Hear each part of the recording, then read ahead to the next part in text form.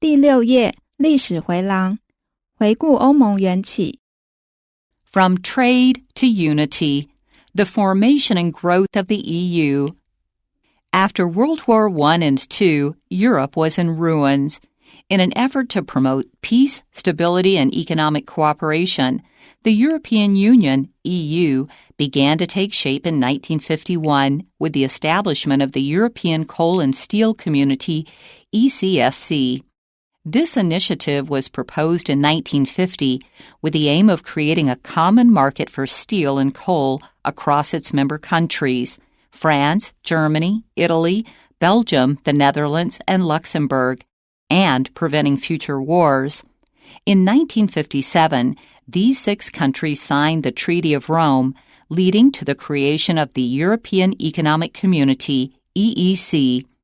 Its primary objective was to establish a common market by eliminating trade barriers and facilitating the free movement of people, goods, services, and capital among its member states.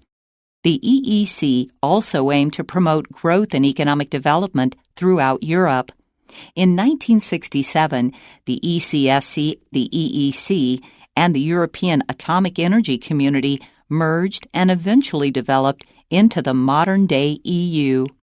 In 1992, the Maastricht Treaty was signed by 12 countries. On November 1, 1993, the treaty came into legal force, officially establishing the EU. The Maastricht Treaty had a profound impact on European integration, paving the way for the EU's common currency, the euro, and creating its citizenship. Soon, the EU expanded to include 27 countries.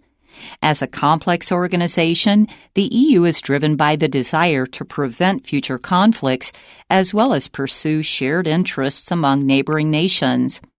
Over the years, the EU has faced various challenges, especially when Britain left the EU during Brexit.